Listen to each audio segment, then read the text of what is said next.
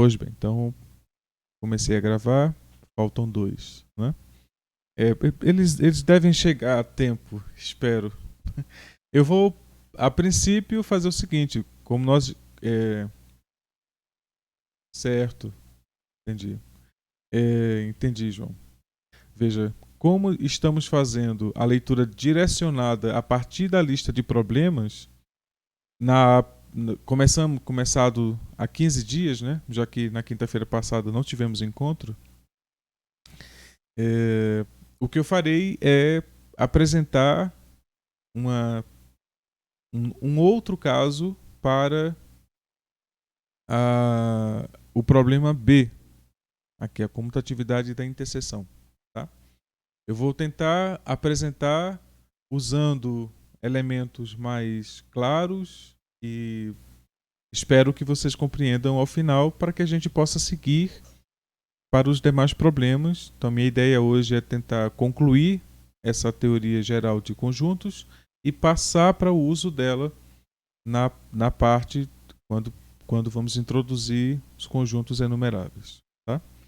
Então, mas sem pressa exorbitante. Né? Então, vamos lá.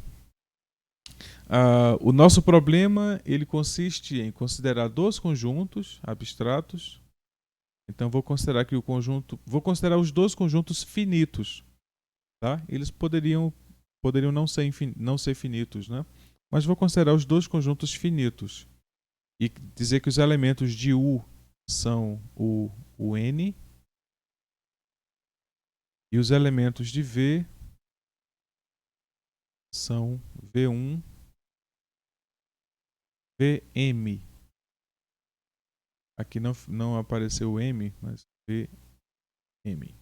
Pois bem. Eu quero construir um conjunto W que seja a interseção de U. Aí eu vou fazer a interseção em azul de U com V. Eu quero construir esse conjunto.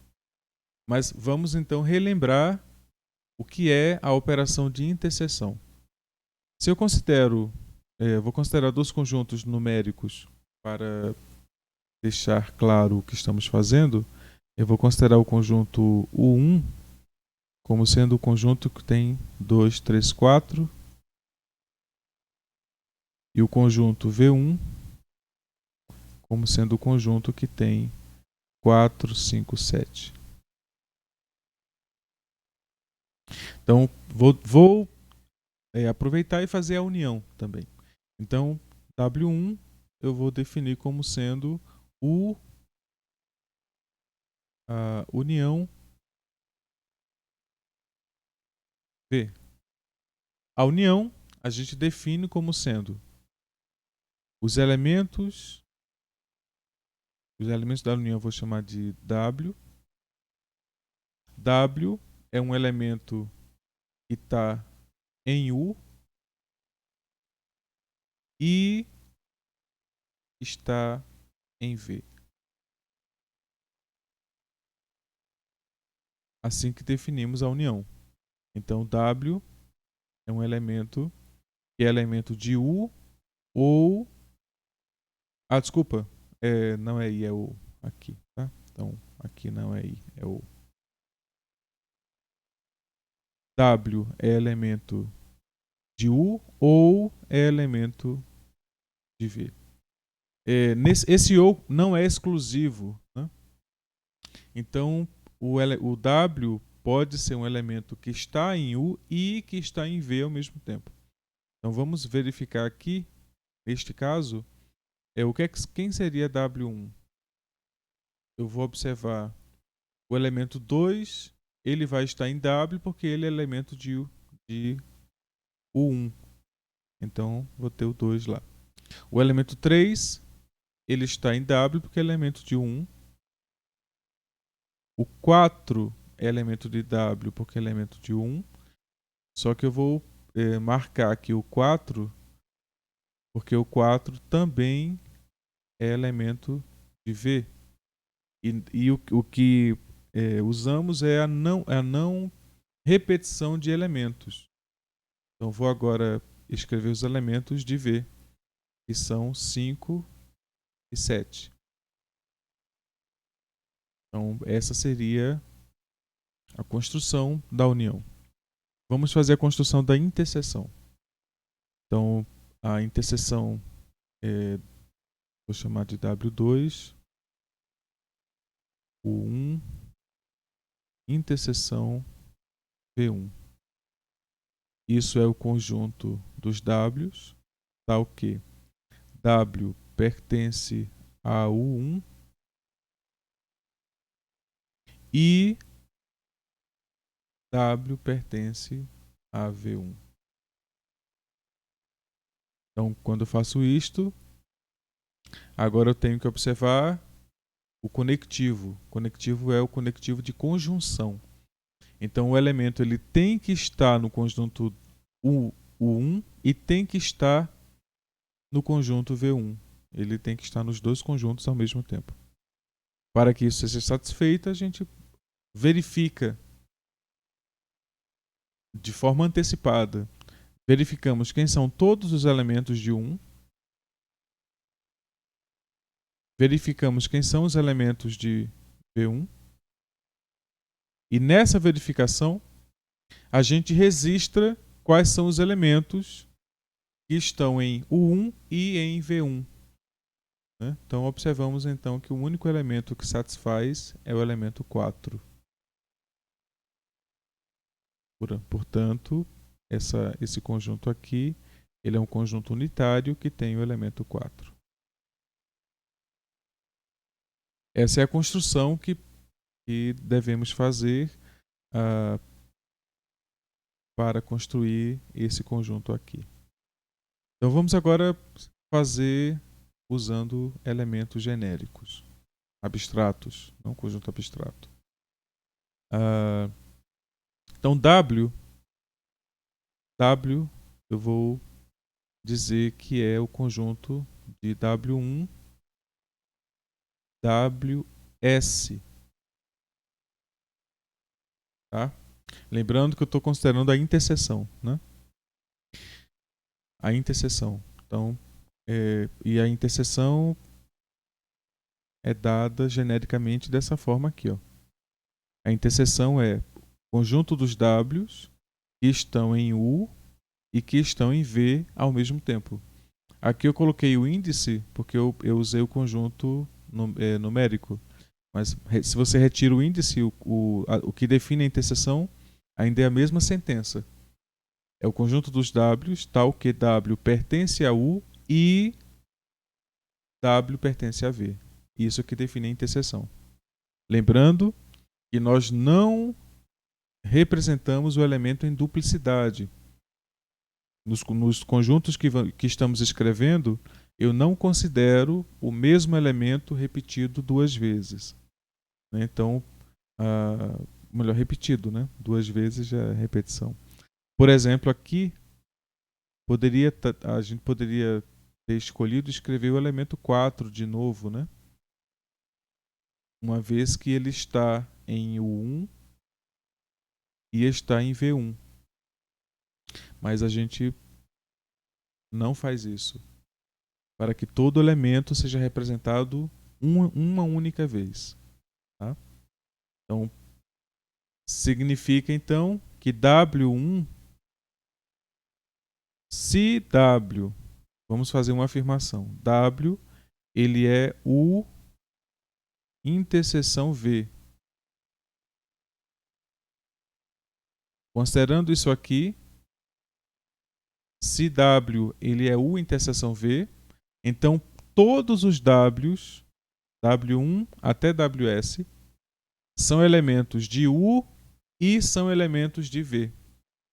Então, o que eu posso dizer é que W1 é igual, vou dar por acasos, né?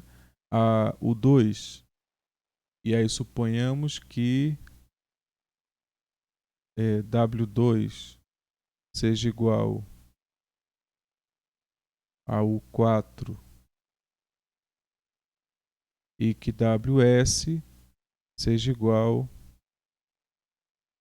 a U1, observa que não precisa estar na ordem, né?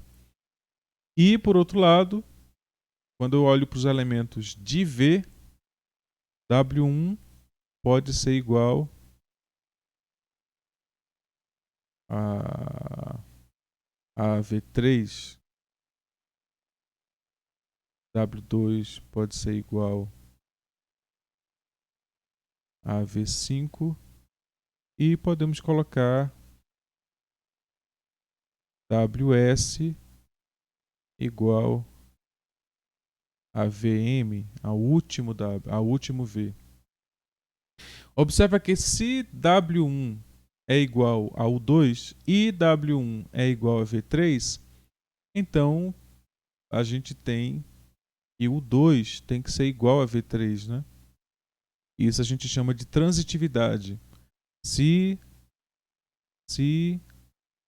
W1 é igual ao 2 e W1 é igual a V3, então V2 é igual a V3. Isso acontece em todas as linhas.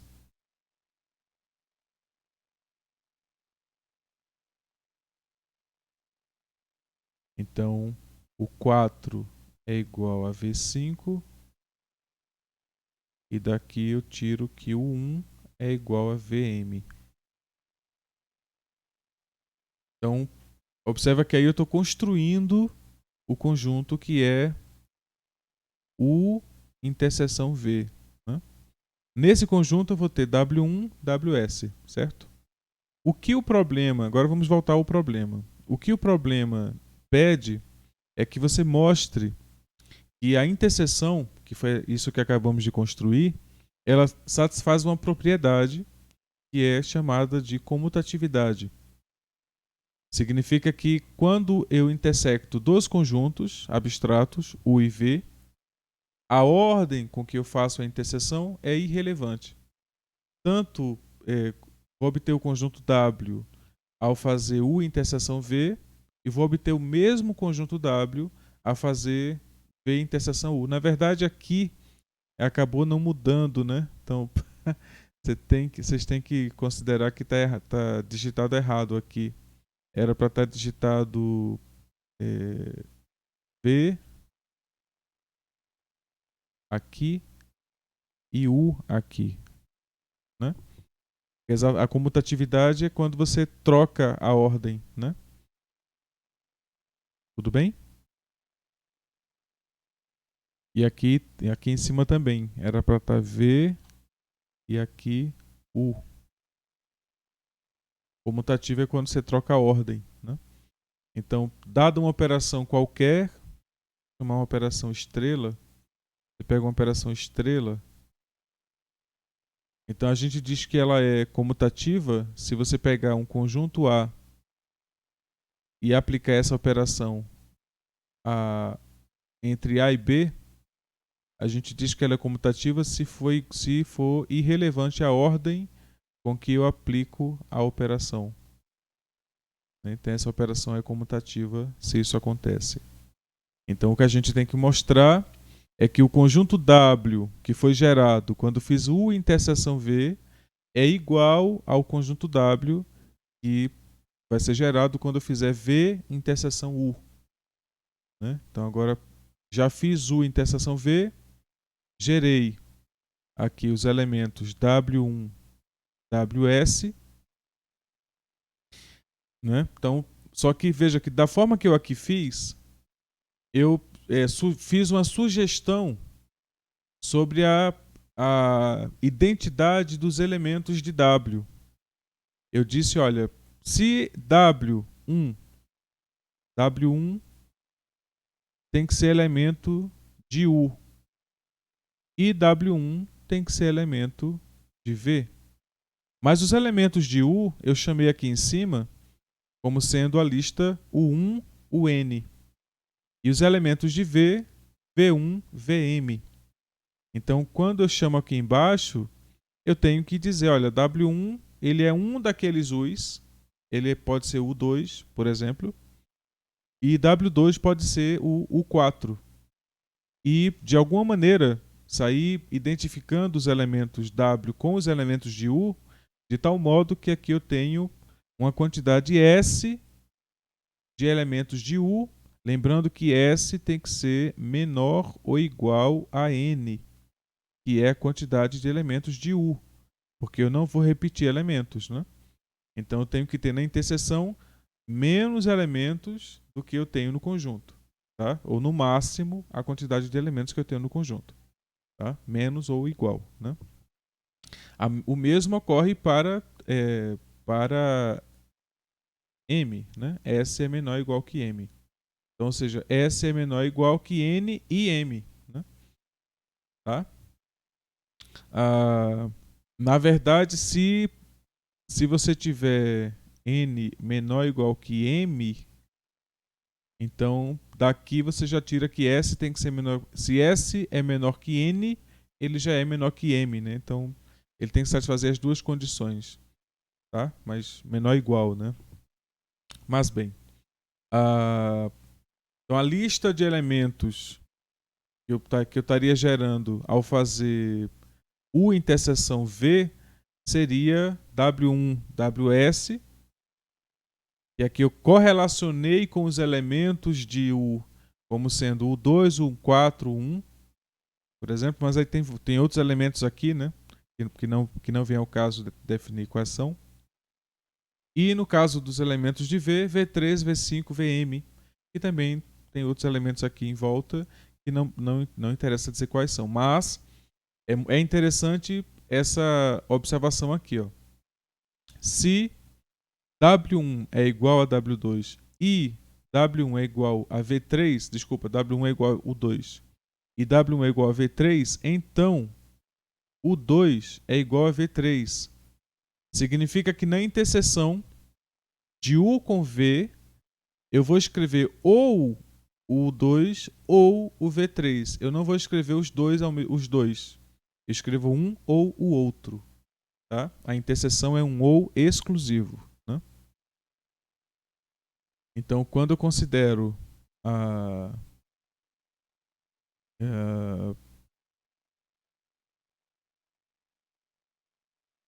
certo. Não, na verdade, nesse caso é um I, né? É um I. E o exclusivo é um I.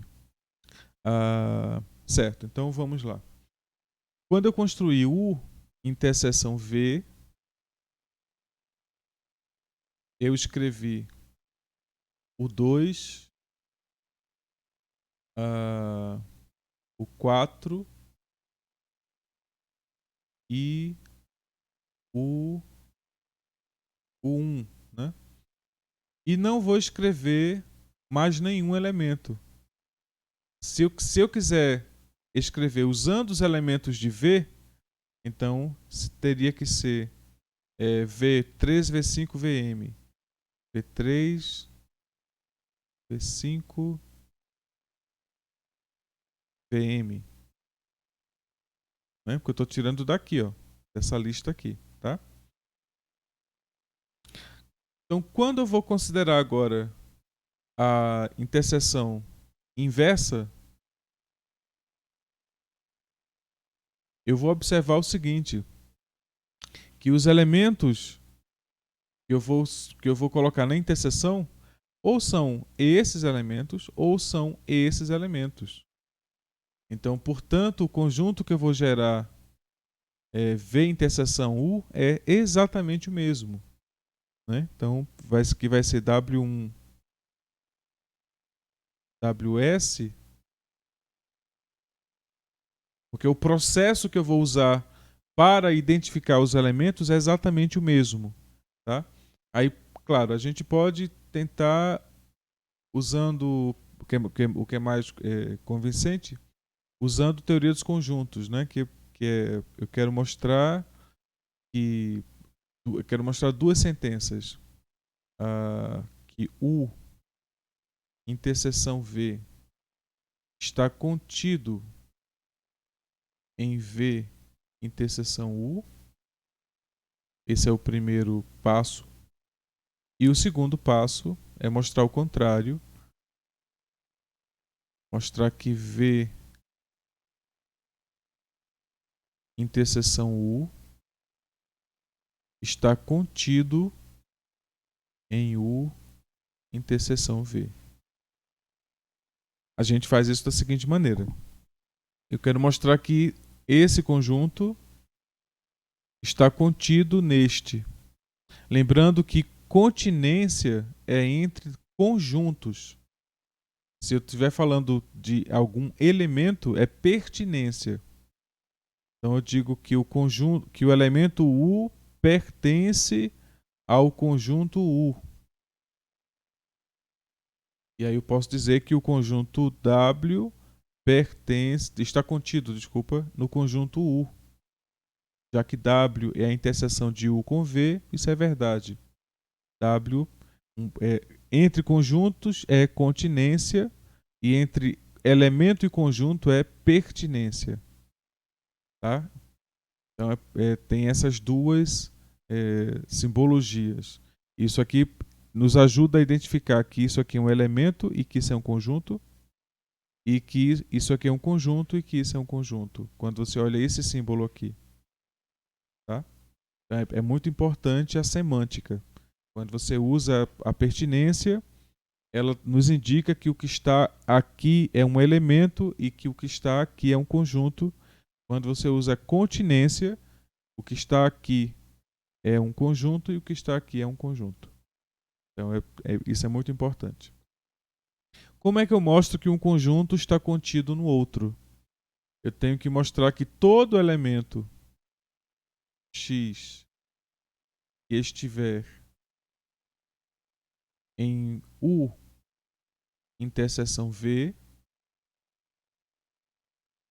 eu tenho que mostrar que ele é um elemento de V interseção U.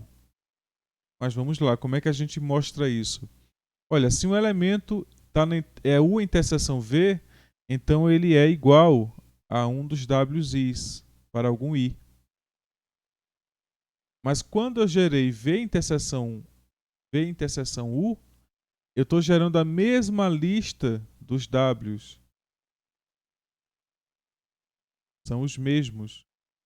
Então, isso já mostra que X tem que ser igual a um desses Ws aqui. Então, isso já está provado. A prova do oposto é equivalente. Né? Então, essa prova, ela, com essa estrutura, é suficiente para mostrar que tanto U interseção V está contido em V interseção U, quanto V interseção U está contido em U interseção V. Espero que tenha ficado claro. Ficou? Conseguiram entender?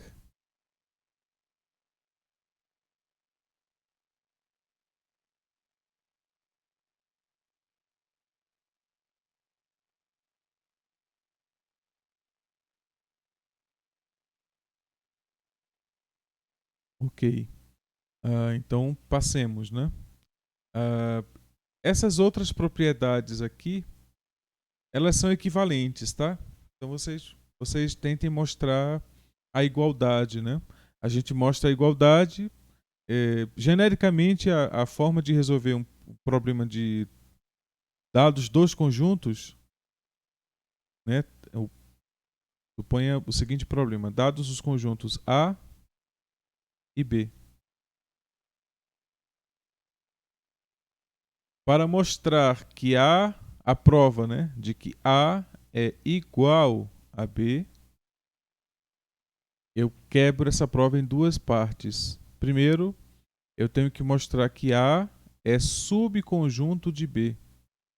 Então, ele está contido em B. E depois, eu tenho que provar que B é subconjunto de A. Quando eu faço isto, então eu provei que todo elemento de A é elemento de B e todo elemento de B é elemento de A. Então, não existe nenhum elemento X que pertença a A e que não pertença a B. Do mesmo modo, não existe nenhum Y que não pertença a A e pertença a B. Então, todo elemento que pertence a A pertence a B, e todo elemento que pertence a B pertence a A. Então, A é igual a B. Tá? Então, genericamente, essa é a estrutura que se usa para mostrar que dois conjuntos são iguais. Então, você mostra que o conjunto A está contido em B e depois mostra que B está contido em A.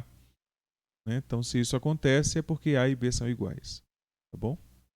Essa é a forma categórica que se usa para provar a igualdade de dois conjuntos. Então vamos aqui. No problema 3, eu mostrei a definição de produto cartesiano, né? E deixei, eu acho que ficou exatamente aí a questão do conjunto N, né? Então vamos fazer o seguinte, eu vou agora definir o conjunto dos naturais de uma forma mais abstrata, tentar elaborar um conjunto de regras que os elementos dos naturais devem satisfazer, e a partir daí a gente extrai algumas informações. Tá? Essas informações vão ser bem cruciais para o que pretendemos fazer. Eu vou aqui para o segundo quadro. Então, vamos tentar construir um conjunto que vamos chamar de conjunto dos naturais. Então, vamos dizer o seguinte: então, primeiro, existe um primeiro elemento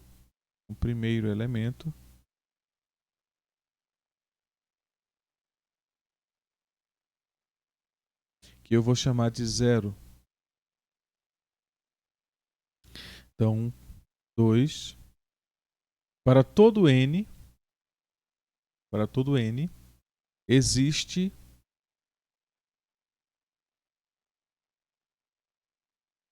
n mais 1. Então, todo número natural tem um sucessor. É isso que significa. Todo número natural tem um sucessor. Todo número natural, independente de ser 0. Né? Terceiro, todo número natural diferente de 0 existe o seu antecessor, que é n menos 1. Então, observa que com essas três estruturas, nós podemos tentar construir o conjunto dos naturais. Né? Então, vou dizer que o primeiro elemento é 0, o segundo elemento é 1, o terceiro elemento é 2. Olha, o sucessor, né? O sucessor de 0 é 1, o sucessor de 1 é 2, o sucessor de 2 é 3. E observa que com isso nós satisfazemos a condição de antecedência do antecessor. Né? O antecessor de 3 é 1, o antecessor de 2, de 3 é 2, o antecessor de 2 é 1 e o antecessor de 1 é 0. Observa que aqui eu estou considerando o natural diferente de 0. E estou dizendo que para todo natural diferente de 0 existe um antecessor. Isso é válido. Né? E observa que eu posso seguir até o número i. E eu sei que vai ter o i mais 1. E vai ter aqui, exatamente numa posição anterior, o i menos 1. E eu posso seguir indefinidamente gerando elementos naturais. Então a primeira coisa que nós podemos entender é que esse conjunto dos naturais, esse conjunto, é um conjunto que tem ordem. Em que sentido? Dado quaisquer dois elementos, A e B, no conjunto dos naturais, eu consigo comparar esses dois conjuntos e dizer quem é maior. Eu consigo dizer que A é maior que B. E isso acontece, e basta você observar o seguinte, que o que você chamou de A, na verdade, se A é um número natural, então ele é a soma de uns. ele é a soma de 1. De quantos uns? Quantos uns, tantos quanto eu estou chamando de A. Então, eu estou somando 1 até chegar a A. Então, se eu tiver uma quantidade de uns maior do que a quantidade necessária para escrever B, então significa que A é maior que B. E eles vão ser iguais se a quantidade de uns for exatamente igual e A é menor que B se for o inverso, né? Se a quantidade de A's for menor do que a quantidade de B's, de uns, né? Então, aqui nós temos 3 condições que, se satisfeitas, podem determinar a posição que o número poderia ocupar nessa lista. Considera que aqui eu tenho uma lista. Essa lista, a gente pode determinar que aqui eu tenho o primeiro elemento e que seu sucessor é o segundo elemento e que o sucessor do segundo é o terceiro e que o antecessor do terceiro é o segundo. E eu sei que se o primeiro elemento é 0, ele não tem antecessor. Pois essa é a terceira regra, né? 0 não tem antecessor. Mas qualquer outro número tem antecessor. Então, existe um primeiro e menor número. O 0 é o menor número natural. Né? Então, ele é um conjunto limitado inferiormente e ilimitado superiormente. Não existe um maior número natural. Né? Então, não existe, essa é uma das conclusões, não existe um número m que seja natural, tal que, melhor, não existe, né? Tal que m seja maior que n para qualquer n natural. Não existe e é fácil mostrar que não existe. Suponha que exista. Então, vamos supor que exista hipótese. Vamos supor que exista esse tal m. Então, vamos supor que existe m que seja natural e mais que m seja maior que qualquer natural, maior que n para todo natural, para todo n natural. Vamos fazer essa hipótese. É fácil mostrar que isso é falso, né? Porque suponha que exista esse número natural, basta eu construir o seguinte número: alfa igual a m mais 1. Que é sempre possível. Todo número natural tem um sucessor.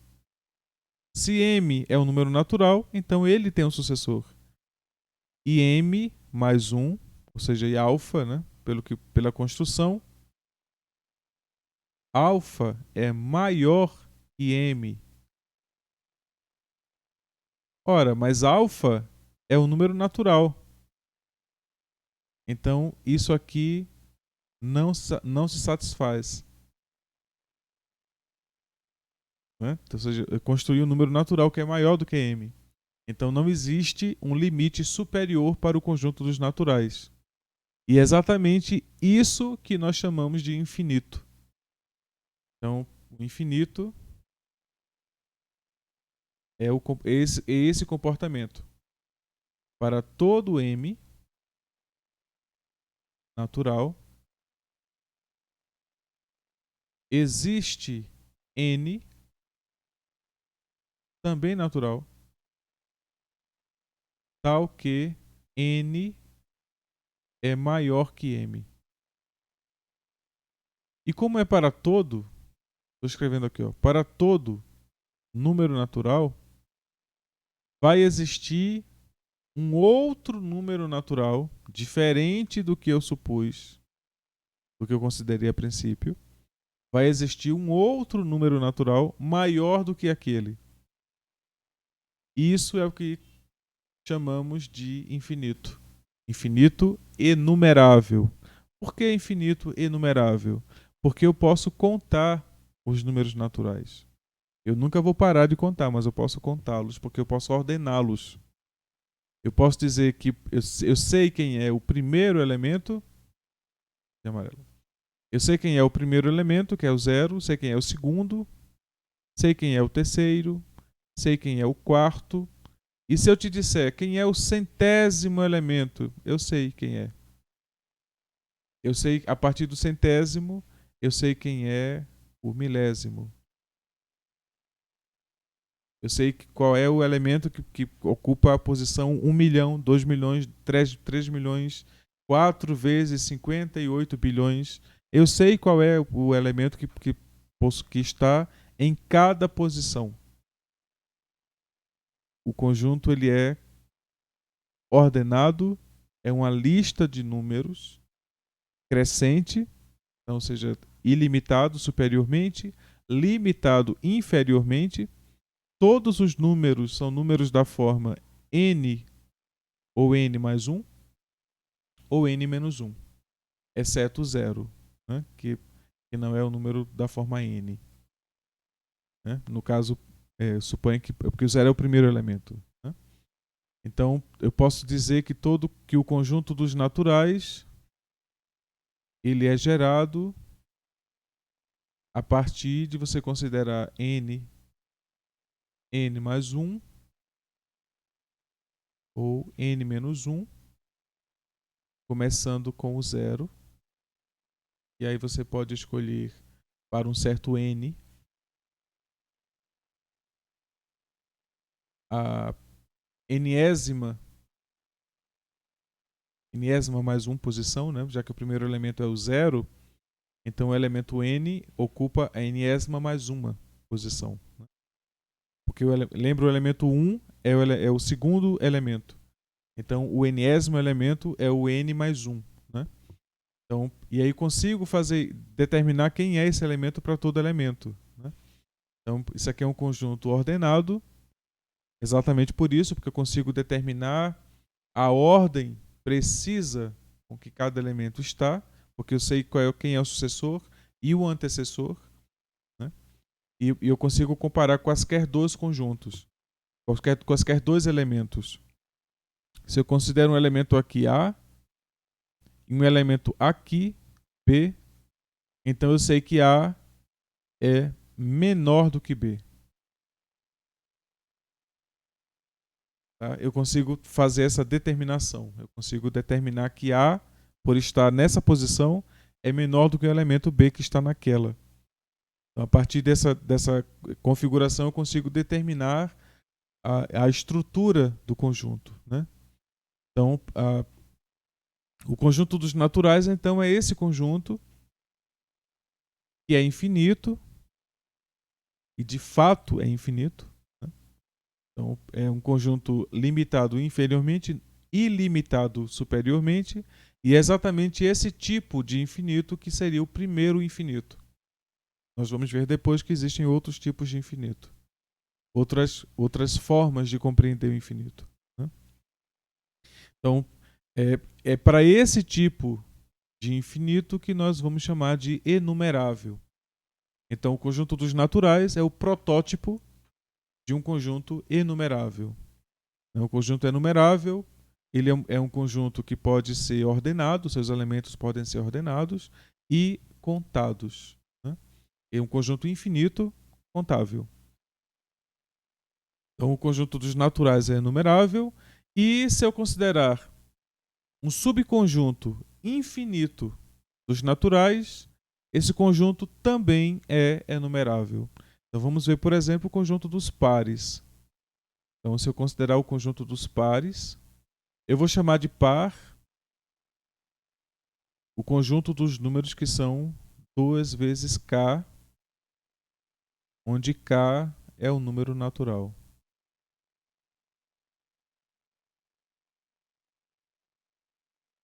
Então, vou chamar esse conjunto de par, conjunto dos pares.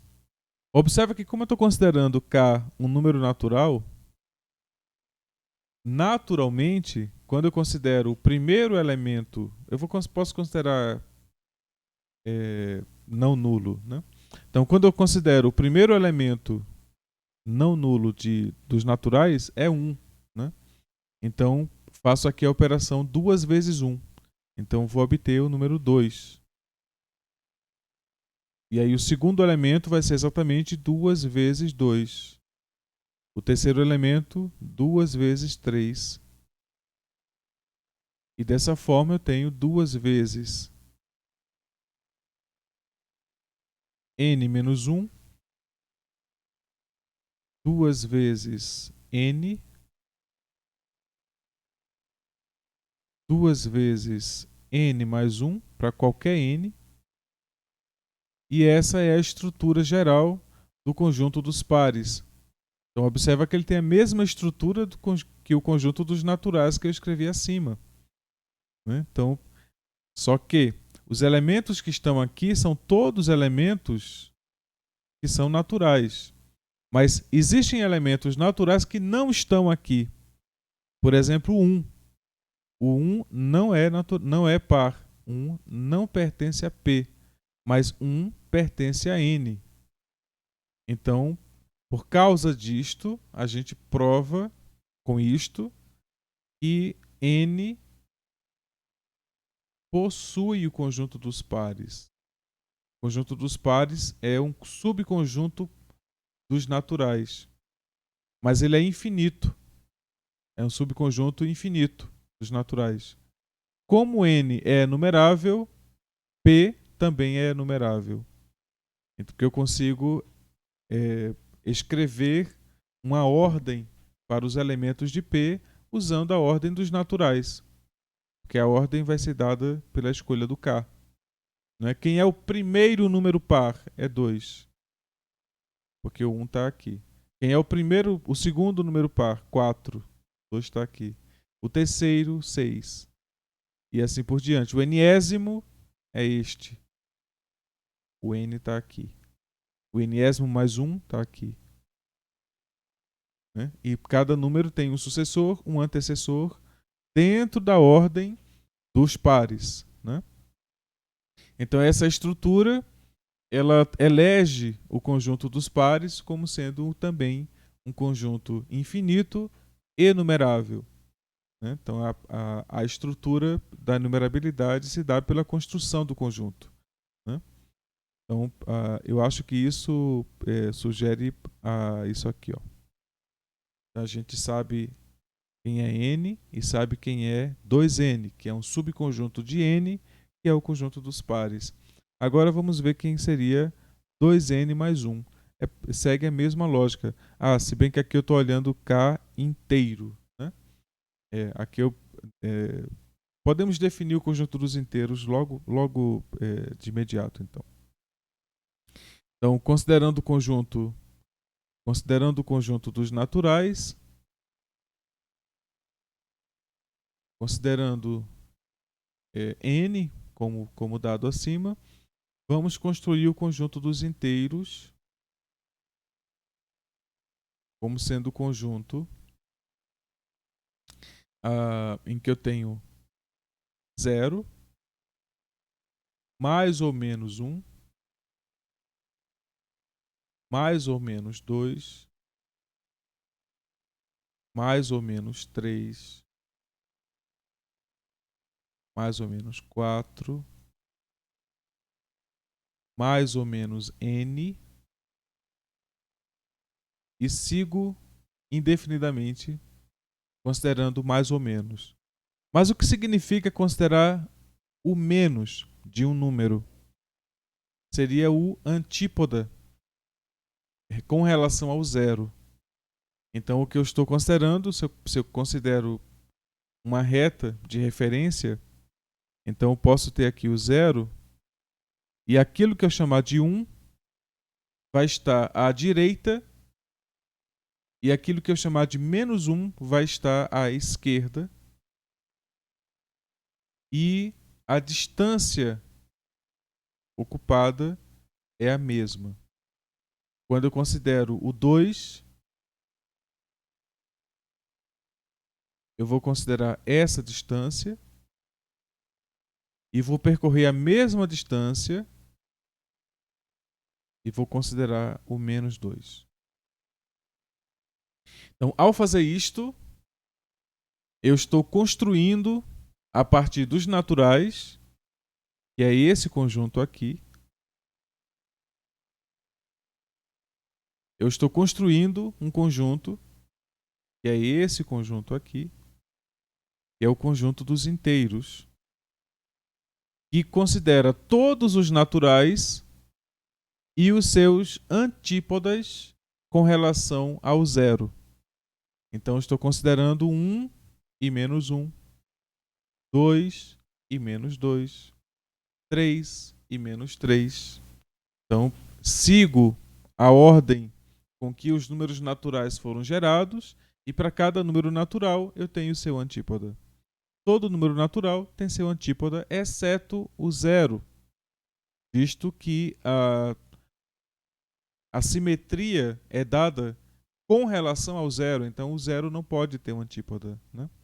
Então o único número que não tem antípoda nos inteiros é o zero. É ele que define a simetria, né, dos números que não são zero. Então, com essa estrutura, o conjunto dos inteiros passa a ser também conjunto ordenado, pois dado o número inteiro qualquer, A, se ele for menor que zero, então, e dado o número B que é maior que zero, imediatamente eu sei que A é menor do que B. Por simetria, né? Porque eu escrevi aqui dessa forma, mas a gente pode escrever assim. 0 é menor do que B. Ora, se A é menor do que 0 e 0 é menor do que B, então A é menor do que B. Feito. Então, dados dois números inteiros, eu consigo compará-los. E se ambos forem positivos? Se ambos forem positivos, se A é maior do que 0 e B é maior do que 0, então isso significa que tanto A quanto B são naturais. E nos naturais eu consigo determinar que A é menor do que B, ou A é igual a B, ou A é maior do que B. Só tem essas três possibilidades. Se ele for negativo, o que a gente vai ter é a inversão. Se ele for negativo, a gente vai ter aqui a inversão da ordem, né? Se você considera, por exemplo, no primeiro caso, eu teria, se eu chamo esse número de A e este número de B, A é menor do que B. Mas se eu chamo este número de A e este número de B, o que eu tenho é o oposto. B é menor do que A. Por quê? Porque o tamanho é com relação ao zero. Então, o B ele está mais longe do que menos 1, o menos 2, né? Está mais distante do zero do que menos 1, mas na direção negativa. O que inverte a relação quando eu estou na direção positiva. Pois aqui o que eu determino é que eu tenho cada vez um valor menor ao me distanciar do zero para os antípodas. Uma vez que eu considero os números naturais, todos os seus antípodas estão em relação menor do que os naturais que foram considerados. Então a ordem ela é sempre esta. A ordem é sempre esta. Então, dados dois números, Se o que você considerou está para essa ordem antes do que o que você considerou aqui, então a ordem que você tem que determinar é esta aqui. Este número é maior do que aquele. O número que está aqui é maior do que o número que está aqui. Sempre. O número que está aqui é maior do que o número que está aqui. A ordem que eu vou considerar, ela é de menos infinito a mais infinito. Essa é a ordem que eu vou impor aos inteiros. Quando eu faço isso, menos 2 é menor do que menos 1. Mesmo que 2 remeta ao seu simétrico, menos 2, né? Remeta ao seu simétrico 2, que é maior do que 1. Mas agora, como ambos são negativos, eu preciso usar a inversão da ordem e determinar então que quanto maior o número negativo, menor o seu valor em módulo. Porque a verdade é que o que eu estou procurando é a distância dele ao zero. Quanto mais distante do zero para negativo, menor. Quanto mais distante do zero para positivo, maior. Então aqui eu teria o mais infinito e aqui eu tenho o menos infinito. Então é a ideia de que eu tenho um número infinitamente pequeno e aqui eu teria um número infinitamente grande. Né? Então ambos são infinitos. É a ideia de você desdobrar os naturais. Né? E aí surge a questão seguinte. Da forma que eu coloquei aqui, eu coloquei propositalmente assim, agrupados os números, eles e os seus antípodas, para só depois revelar que, na verdade, essa não é a forma de você representar os inteiros com a sua ordenação. Quando você representa os inteiros de forma ordenada, você deve representar os inteiros suscitando que há ali uma escolha arbitrária de números e depois um certo valor n, coincidindo a ordem quando se aproxima do zero, os antípodas e depois um n, depois a possibilidade de livre escolha. Então aqui nós teríamos os naturais e aqui a estrutura que chamamos de assimetria, de simetria com relação ao zero, né? Então, naturalmente, essa é a forma de representar os inteiros. Representar com a ordem, né? Então, observe que agora os inteiros são um conjunto que não tem limite nem inferior nem superior. Pois tanto é falso a afirmação de que existe um maior inteiro, como também é falsa a afirmação de que existe um menor inteiro. Então vamos provar que não existe nem um maior inteiro, nem um menor inteiro. Então vamos supor, por hipótese, que exista um maior inteiro. Então que existe um número z que seja inteiro, tal que z é maior que n para todo n inteiro. Como n é inteiro, eu posso supor duas coisas para z, né? Eu posso supor que z é positivo ou que z é negativo. O caso de z ser igual a zero, nós já sabemos que 1 é maior do que zero e que menos 1 é menor do que zero. Já estaria posto ali que zero não nos serve. Então z ou é positivo ou é negativo. Como eu estou querendo que z seja maior do que qualquer n, e se z for negativo, isso já não se aplica, então nos sobra o fato de que z tem que ser positivo. Considere então Z positivo. Se Z é positivo e é inteiro, ele é natural. Ele é um número natural. Z é um número natural.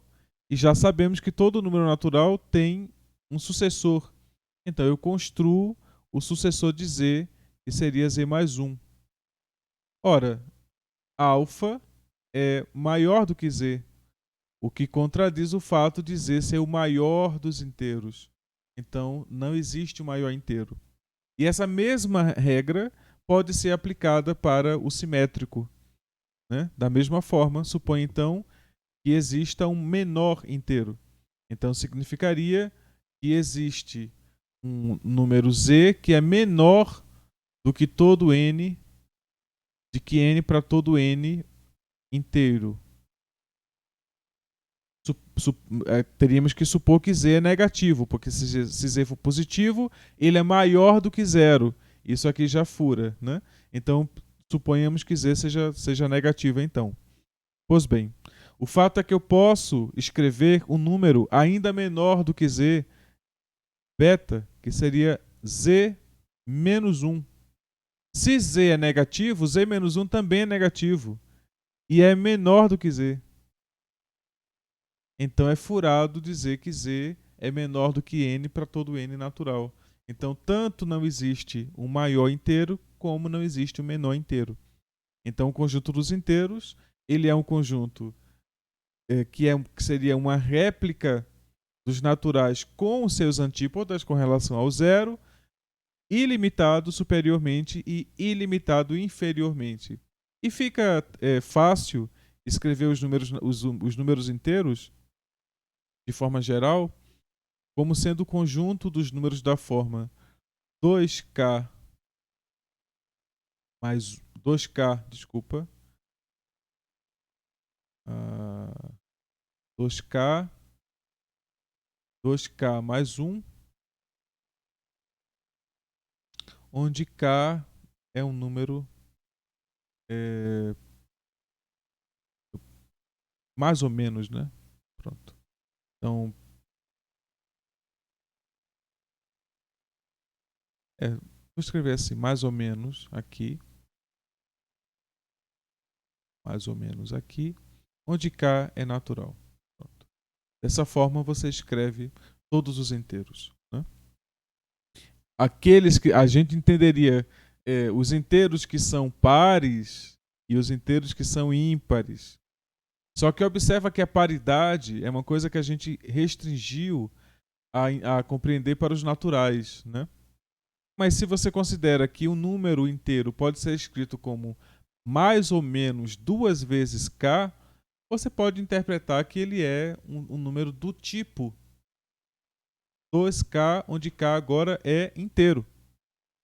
Então você pode reescrever isso aqui, colocar o sinal implícito à escolha do k e dizer então que ele é 2 vezes k, 2 vezes k mais 1. Só que agora, ao invés de escolher k natural, você escolhe k inteiro.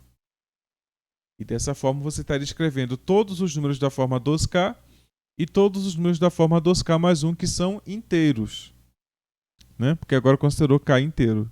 Então isso aqui seria o conjunto do que chamamos de pares, isso aqui é o conjunto do que chamamos de ímpares. Então teríamos aí uma versão para os inteiros do que seria o par e do que seria o ímpar. Mas observa que todos os números que são da forma 2k para k inteiro são da forma, o módulo dele é da forma 2k para k natural, né? Então o que sugere que todos os pares, todos os antípodas de pares são pares e todos os antípodas de ímpares são ímpares, né? Então a gente teria essa possibilidade de extensão, né? Mas a paridade ela fica resguardada ainda para o conjunto dos naturais. Pois bem, eu vou ficar por aqui porque já adiantei uma série de coisas e vou permitir que vocês me façam perguntas então. Pois bem, na verdade eu já tinha permitido isso antes, né?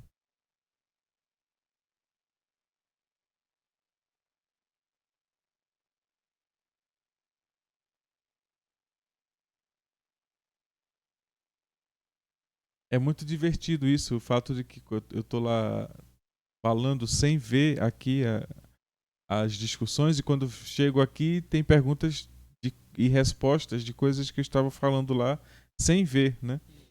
Isso é, é bem inusitado. Mas bem, É, vocês. Oi? porque, desculpe interromper, porque eu tava com a dúvida lá quando você estava definindo sobre os números naturais, e eu tava pensando, beleza, mas cadê a prova do que não pode ter número negativo? Aí depois, o 17, 18, 19, 20, 21, 4 minutos depois, o senhor disse que começava do zero em diante, e não ia para trás. Aí eu, entendi. Ok. É. Que a gente determina ali que existe um primeiro número e que, exceto ele, todos os outros números têm antecessores, né? Então, com esta determinação, então não existe nenhum número antes do zero para os naturais.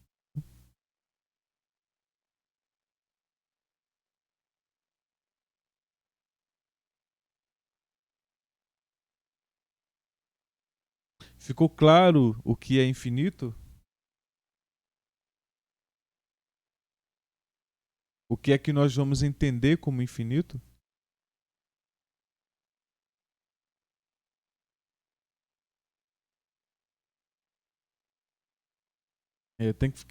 É um assunto bem delicado, na verdade, mas que agora para a gente se apresenta de uma forma quase imediata, né?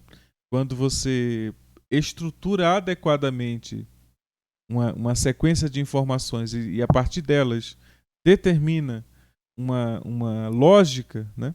Um sistema lógico, estrutural, que seja funcional, né? Ou seja, você determina o que é ordem, determina o que é sucessor e antecessor, a partir disto que acaba servindo como uma estrutura que define a própria intuição, né, do que é ordem. Então, quando você vem daí e determina que todo número natural tem sucessor, essa afirmação é que sugere o fato de que é um conjunto infinito e ilimitado, né? Então, essa este infinito que é dito, né? Ele é um infinito estrutural, porque ali dizemos que é impossível escrever um número natural que seja o maior de todos, que seja maior que todos. E é por causa disso que a gente entende que existe o infinito, né? Porque não importa qual é o tamanho do número natural, existe o este número mais um, né? Então existe um sempre a ser somado. Então todo número natural assim, o conjunto dos naturais é ilimitado superiormente, né? Então, essa estrutura é que chamamos de infinito. Vamos ver depois que existe o que chamamos de conjunto das partes de um conjunto e que a gente tem como determinar qual é a cardinalidade do conjunto das partes. Quando você usa isto, aí tem um teorema de Cantor. Cantor foi um matemático que estudou o infinito de forma bem, como posso dizer, expressiva, né? Eu acredito que no final do século XIX, início do século XX, quando os matemáticos estavam querendo entender quais eram as limitações para a definição de continuidade e de definição de integral, né? Porque aí estávamos querendo saber quais conjuntos a gente não pode calcular integral, e definir a integral, e quais conjuntos, porque para que a função seja integrável, basta que ela seja contínua. Porque se você pega num conjunto fechado, a função contínua é limitada, portanto, você consegue. Porque a integral, só fazendo um pequeno adendo, né? A gente está falando de conjuntos discretos, mas essa coisa vem ali do contínuo. Então, a integral de uma função f, x dx, no intervalo AB, ou seja, Se eu estou considerando aqui AB, porque AB é um intervalo fechado, né? Então, assim considero. Isso é o limite de uma soma. Então, você vai fazer a soma das imagens das funções em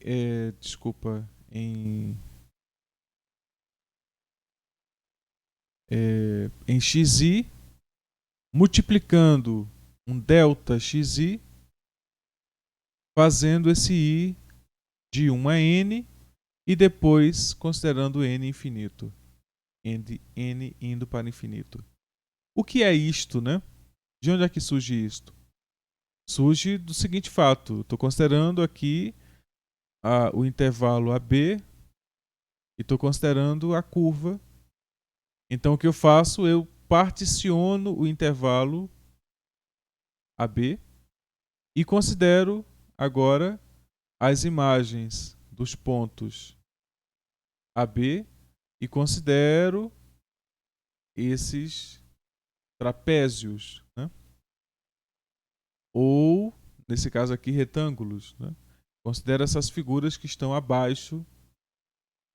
Aí observa que o que eu posso fazer é refinar isso aqui de tal modo, é o que está sendo feito aqui, ó. Eu vou refinar de tal modo que vou ter tantos retângulos que, na verdade, o que eu vou estar calculando, na verdade, é o comprimento da altura desse segmento aqui, em amarelo, e vou somar todos os comprimentos de A até B. Isto vai preencher essa região aqui e vai me dar precisamente a área dessa região. Imagine ela toda riscada aqui. A área dessa região, que é a integral de f de x de A a B, se a curva que eu considerei aqui for o gráfico de f de x. Então é necessário, assim, é suficiente, né, que a função seja contínua. Se f de x for uma função contínua, então eu tenho uma curva que se escreve continuamente, sem rupturas, e como o intervalo é limitado, então eu tenho um valor mínimo e um valor máximo para a função contínua, então significa que a área dela está bem definida. Mas eu posso fazer mais que isso. Eu posso definir a integral mesmo se a função for descontínua, desde que o tipo de descontinuidade seja removível. Eu posso considerar que A, B, e considero, por exemplo, que a função vem até aqui e depois, mesmo com esse tipo de descontinuidade, eu consigo fazer o cálculo C. Observa que quando eu for calcular a área, aqui a função é limitada. Aqui eu posso definir, por exemplo, esse ponto como sendo o ponto médio, né? Para B. Eu tirei metade da parte de cima, acrescentei metade à parte de baixo, e isso vai acabar compensando quando eu calcular a integral. Então, quando eu calculo a integral nesse intervalo verde e depois no intervalo amarelo, então a integral de A até C é essa área aqui somado com essa área aqui. Então eu ainda posso calcular a integral mesmo que a função não seja contínua. Então basta que ela seja contínua em intervalos compactos que se unem. Então chama de K1 e K2.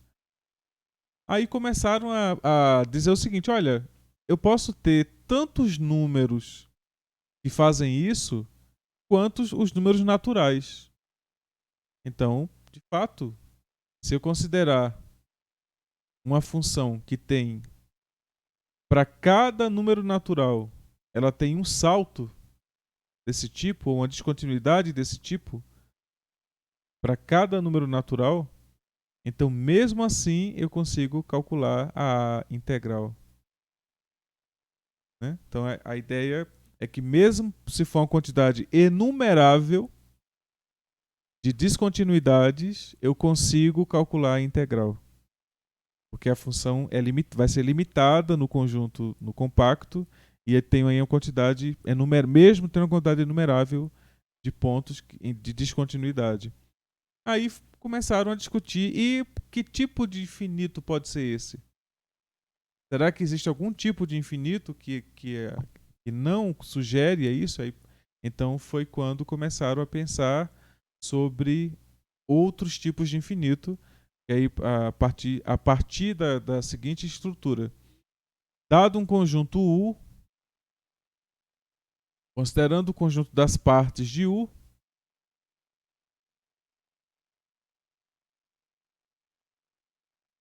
a cardinalidade, se a cardinalidade de U é igual a N, então a cardinalidade do conjunto das partes de U é igual a 2 elevado a N. Pois bem, não existe uma função φ sobrejetora de U sobre o conjunto das partes de U. Isso acaba com a ideia de que a gente vai estar construindo conjuntos enumeráveis a partir de enumeráveis com o mesmo tipo de infinito. Porque se U for enumerável, P de U não é. Aí é quando a coisa começa a perder a estrutura que tínhamos. Essa estrutura dos naturais, fofinha, né? A coisa começa a ficar mais interessante e menos palpável, né? Aí começamos a ter que seria a teoria das categorias, né? Então você começa a tentar entender como é que essas estruturas se firmam. Uh, e aí vem toda uma outra estrutura que não é a estrutura que vamos analisar. Vamos analisar a estrutura dos conjuntos que são enumeráveis. Mas aí já adianto esse fato aqui, e já isso porque já fica casado ali com a ideia de por que é que a gente fica estudando conjuntos que são enumeráveis, né? Para vocês de ciência da computação é necessário saber conjuntos enumeráveis antes de começar a estudar a aritmética modular, porque lá a gente vai fazer uma coisa que é identificar um conjunto enumerável com um único elemento, como um único elemento. E a gente vai querer fazer operações com isso. Querer somar dois conjuntos enumeráveis. Querer subtrair dois conjuntos enumeráveis e querer dizer o que é isto. Né? Então é exatamente aí que entra o uso dessa aplicação para matemática discreta, que é representativa. A máquina consegue entender essa linguagem. É exatamente por isso que vocês estudam matemática discreta. E cálculo também, né? Vocês vejam que tá tudo casado, né?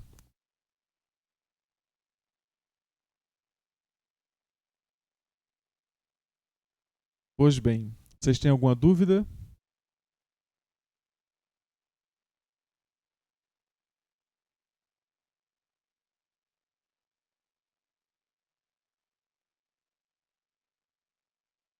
Pois sim, a aula está sendo gravada.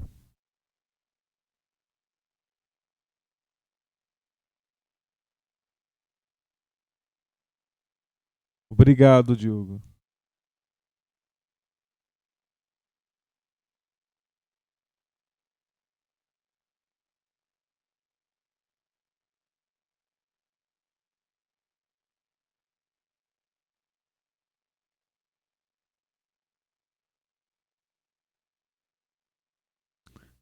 Diga, Isaac.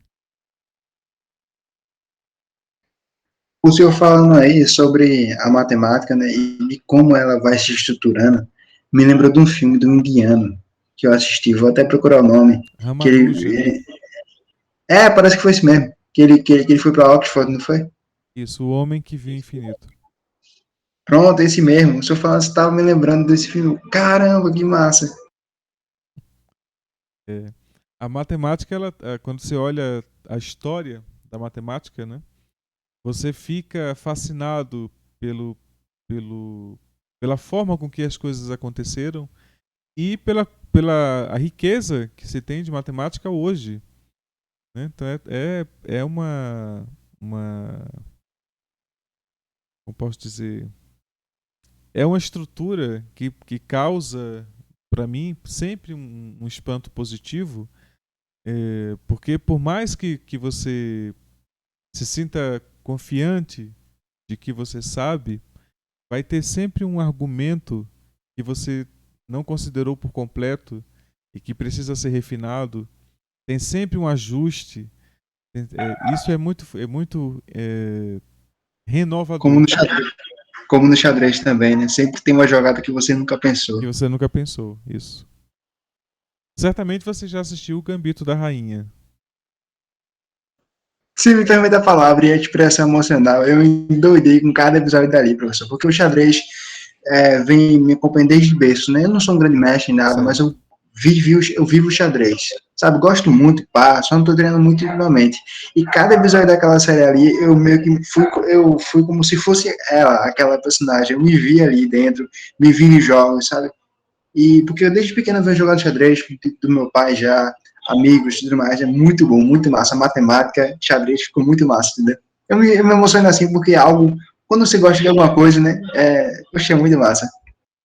É. A ideia é que a gente gosta de tudo que a gente entende. Isso é o que eu comecei a perceber. A gente gosta muito de tudo que a gente entende e fica apaixonado pelas coisas que estão no horizonte disso que a gente entende.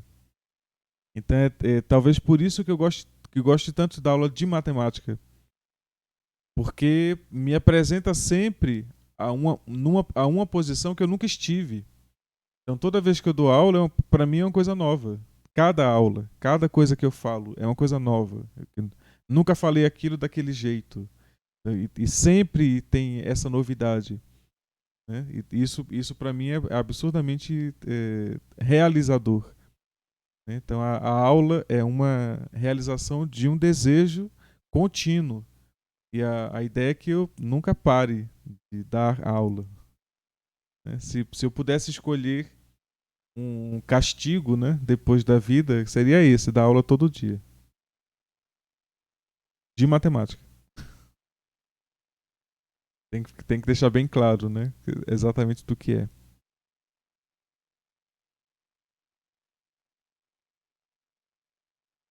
Mas bem, por falar nisso, eu tenho aula daqui a 1 hora e eu preciso jantar antes.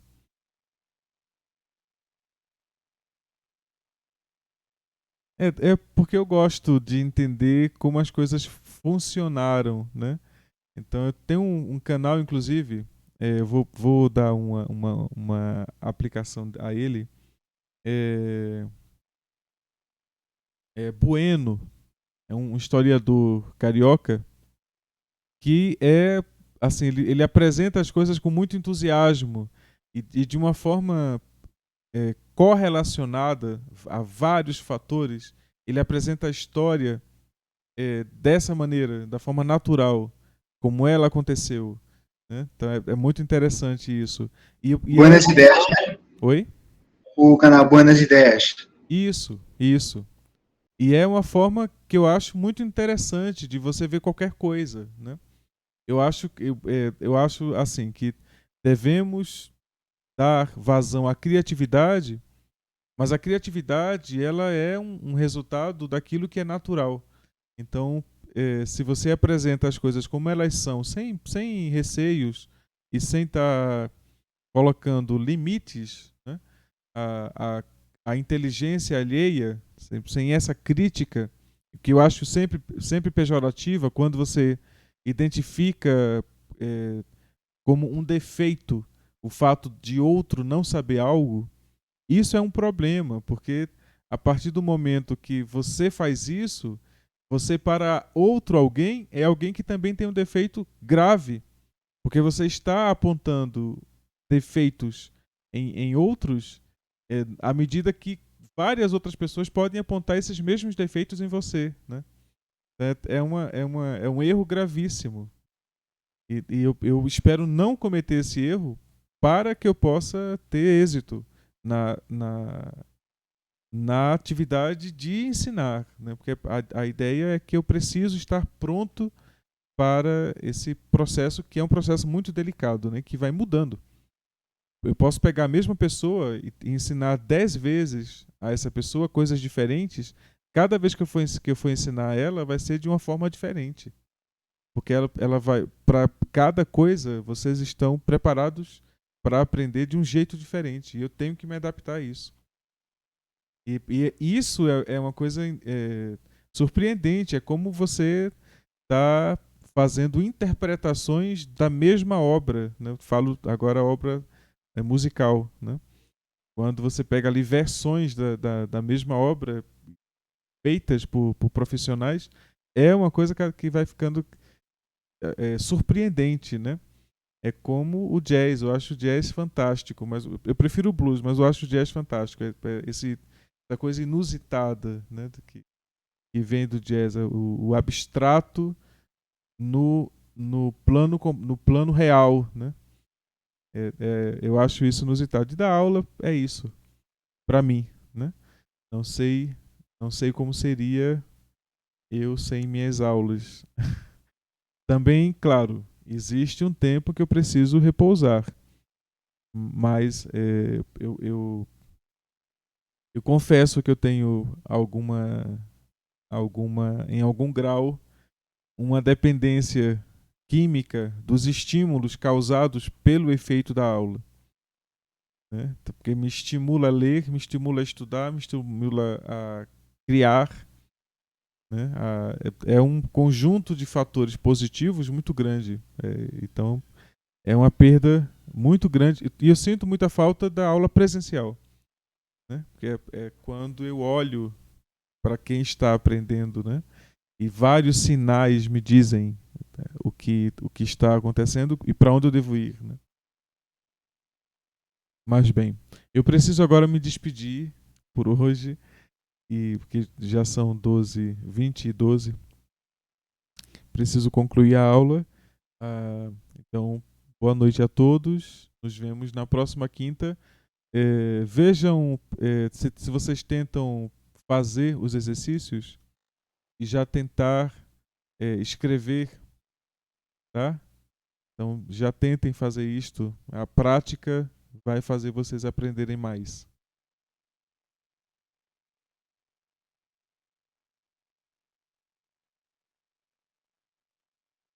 Então, pois bem, eu vou concluir a aula assim. E então, até a próxima quinta.